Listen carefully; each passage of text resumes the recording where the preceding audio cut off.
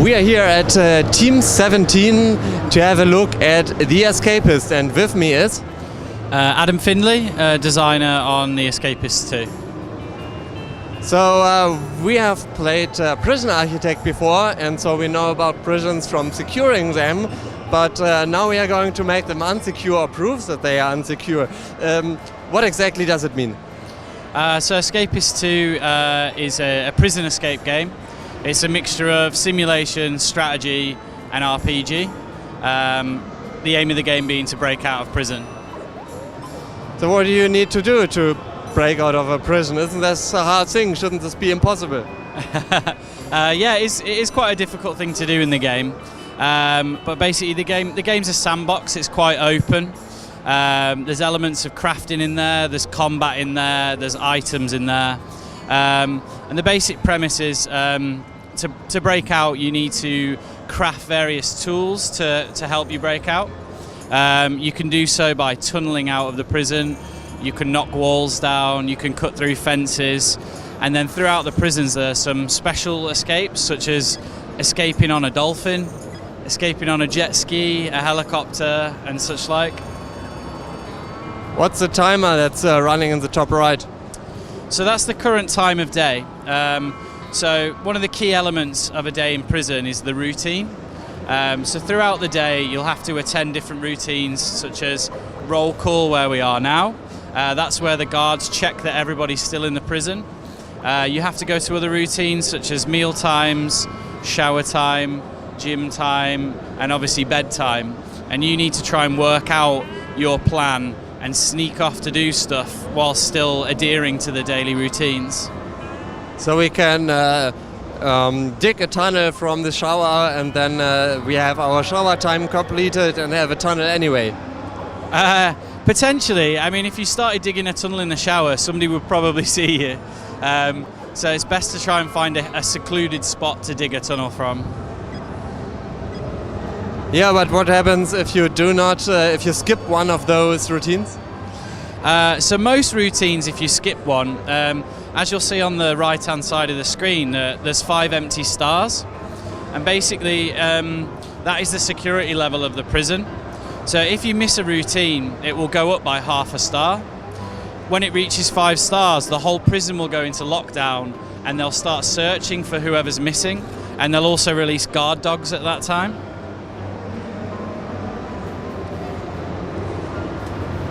So I'm just currently at breakfast time, having some food. So, but these routines are just for staying, for the game mechanics, in the sense that you prove that you are still in the prison, or do they also have other effects? Yeah, so the idea of it is to, I guess, to put like a time management element on the player. They don't just have free reign in the prison to do whatever they like. They have to adhere to the strict rules of the prison routine. They have to attend the various places throughout the prison. So it's a mechanic that the player has to manage around working out their escape plan and getting tools to escape. So this is a secret for the prison designer, that the inmates always have something to do, isn't it? Exactly, yeah. It's so that you're constantly exploring the prison. You're constantly going around the prison. You're constantly having to engage with prison life. So on the left corner we see some heart and lightning, and the last symbol, I don't know, what do these numbers mean? So the heart is your health. The lightning bolt is your current stamina, and it's a hand holding a baton, and that represents heat. So that's basically how annoyed guards are with you. So if they see you stealing from someone's desk, or they see that you're late to a routine, that number will increase. Eventually, when that number gets over a certain threshold, guards will actually come and beat you up. Okay, so now let's escape. What do we need to do? Okay, we can give it a go. I mean, the key thing to do for escaping is you're going to need some tools to do it with.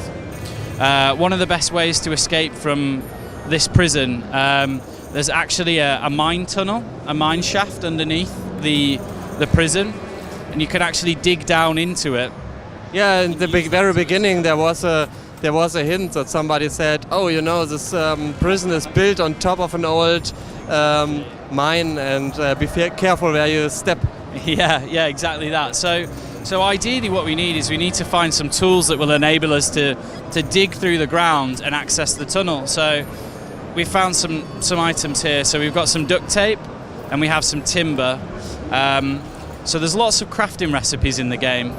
So we basically have 5 pages of items that you can craft. Depending how much intellect that you have, how intelligent you are, governs what you can craft. So we're going to need to get some items to try and make a shovel, essentially. A what engine?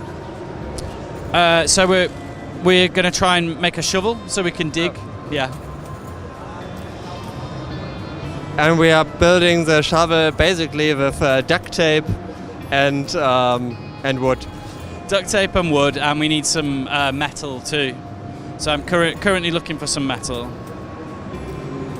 Yeah, metal is usually something which is very closely looked at in prisons, right? So metal is probably one of the hardest resources to come by.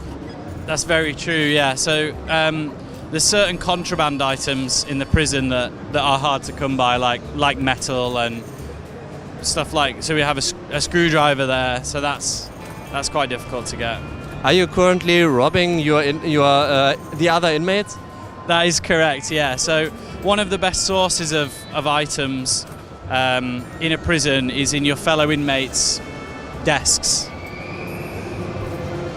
Well, so whoever escapes first won, and so you're also in a competition with the other inmates, and you can steal their resources for escaping.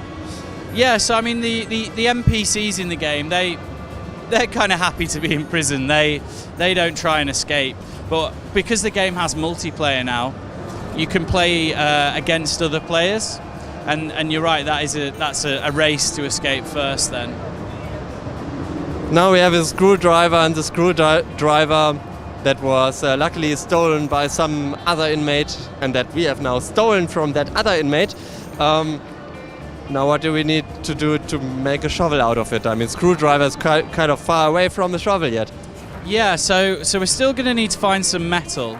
But what I'm doing right now is I'm actually increasing my level of intelligence so that I'm able to craft more complicated items. So you can go to the library and you can engage in a mini game that will increase your intelligence over time. So you just need to keep the bar between the yellow triangles. Exactly, yeah. And then as you're studying, you lose energy, you lose stamina. So eventually he will be too tired to carry on. So he's too tired now. So what I'm going to have to do is I'm going to go and lie down so I get some of my energy back. Okay, so what can you do with the intelligence? So that allows you to craft more elaborate tools. So in the crafting menu, we have these tabs across the top. So 30 intelligence, 40, 50, 60 and 70. So as you increase it, you can make more complicated items. Not all things in that menu looked like useful, like for example the pot of tea. Yeah, so there's some fun craftable items in there. You can actually do favors for other inmates, so they're like short quests. So some of those involve crafting certain items. So somebody might want a cup of tea, so you have to make one for them. Okay, I think at this point we make a shortcut, and we'll be back as soon as we have gotten a little smarter and show you how we're gonna continue. Okay, we are back here. We have gathered some more materials, and we now have a pickaxe, and we have gathered a couple of security stars in the process. What are we going to do now? So what we're going to do is we're going to try and find a nice secluded spot and actually dig down into the mine. So as you can see here on the map, there is actually a mine shaft that you can get into and you can escape. So we're going to use our pickaxe and we're going to dig down when nobody's looking, and hopefully manage to run out of the prison. You think that's a secluded spot? Well, there's a camera pretty close by.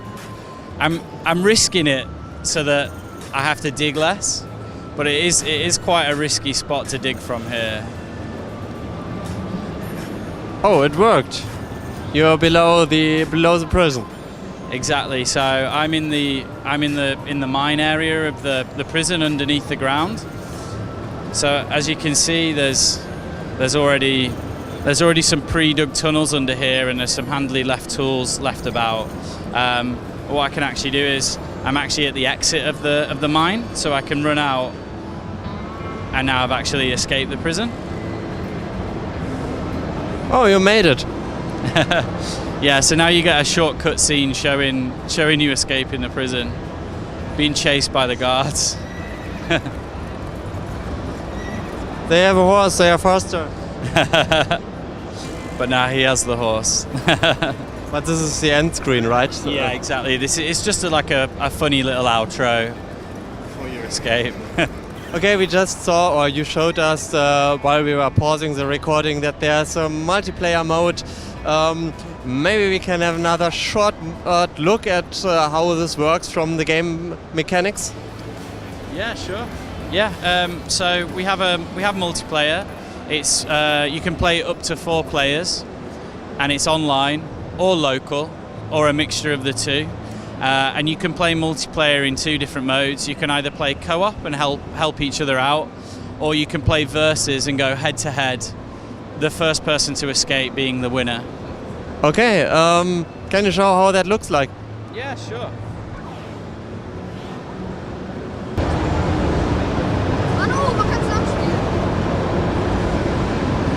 Cool, so I'll show, this is the versus mode. So we can play a local versus game. So as you can see, you can play up to 4 players. So we'll try it out with 2. So we start, and it will pick a random prison for us to go head to head in. Now I'm curious. This might be quite a lot of fun to play for 2 persons, and you can play it on a single machine, also on PC, or only on PlayStation? Yes, you can play up to 4 players on a single machine. On Steam, yeah, on PC.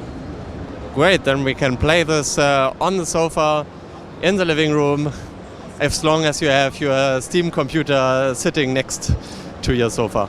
Yeah.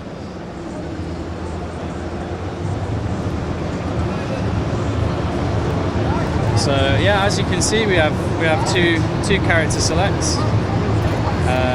Studio name. So we've now got the split screen going on. Okay, we have just changed the setup, and my very helpful mate Stefan is now helping us by taking the other controller. And now we can see how that works. We have a split screen and just 2 people playing the game. Of course, now you can see very well what the other person is doing. Isn't that a problem? I think it adds to the fun. I mean, you can play it online and you will only see your own screen. But I think it can be quite funny seeing what the other person's up to. Glancing over at their half of the screen. You always know when he is not at home and can quickly rob his chest. Exactly, yeah. So yeah, this is basically it's a race to escape. So as you can see, the routine has been replaced by a time remaining that counts down, and that's how long we have to escape until the game ends. So this is meant to be played just one quick session, essentially. How long do you think it takes, or how long does it take in your experience? To escape? Yes. It depends on the prison. So this is one of the first prisons. So it's a much easier prison than some of the later on prisons in the game. So you can maybe escape this one in maybe 10 minutes if the other person doesn't catch you.